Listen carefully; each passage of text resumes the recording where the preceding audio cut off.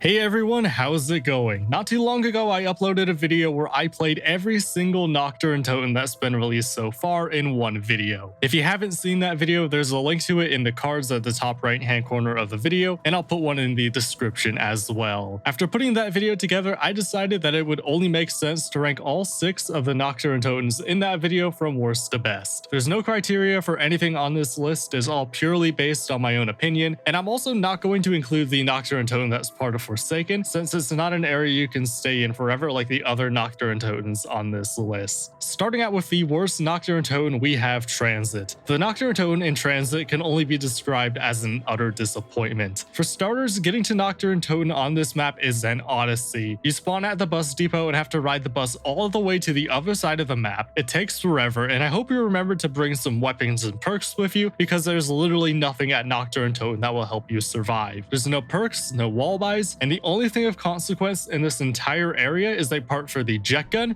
and a part for the nav card table.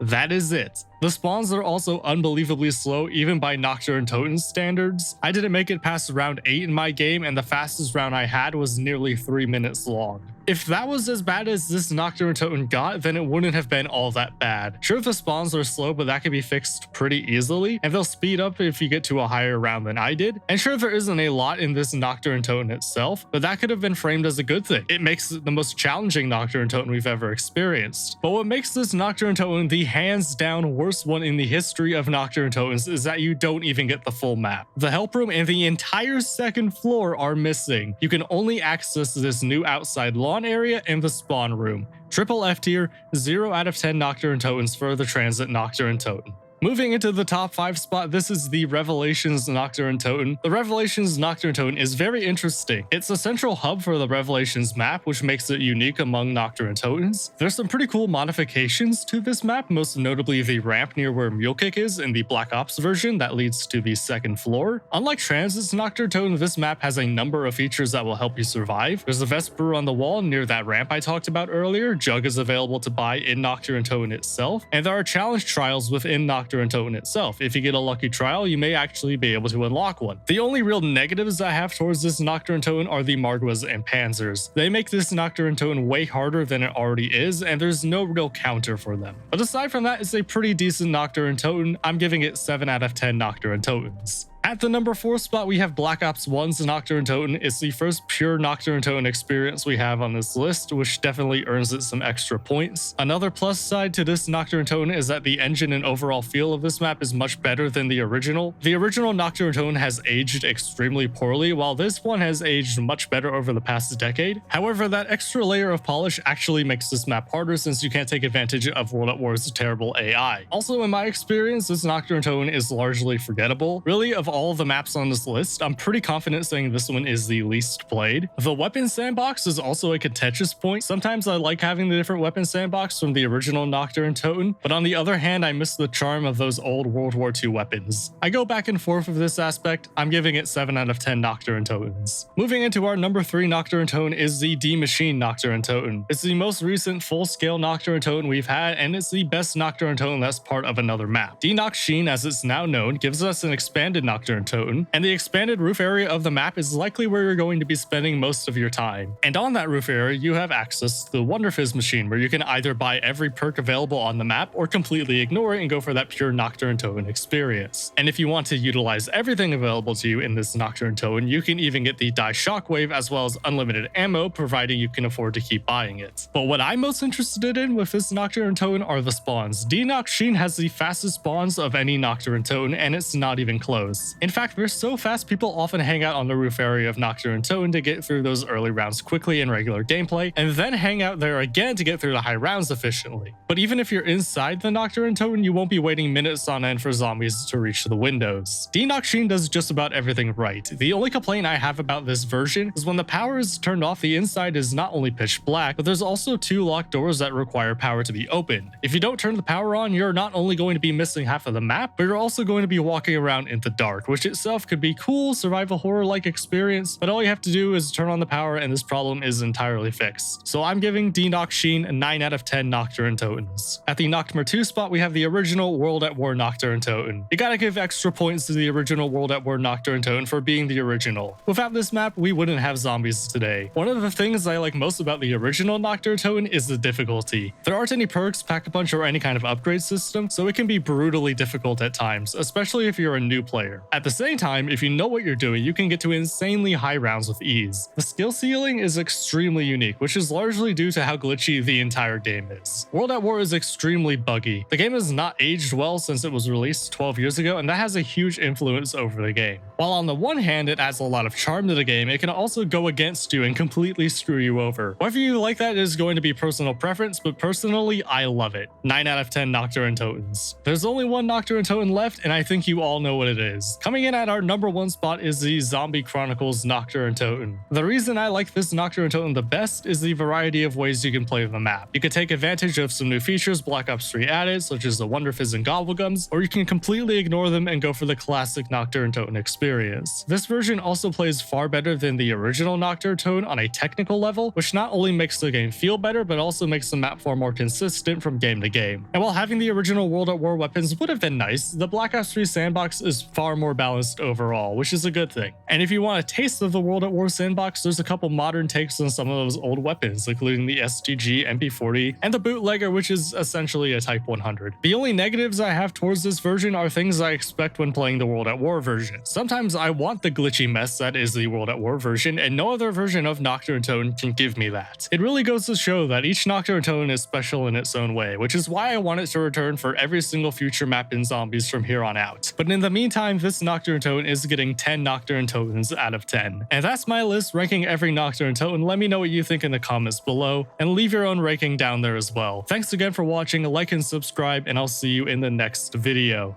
Take care.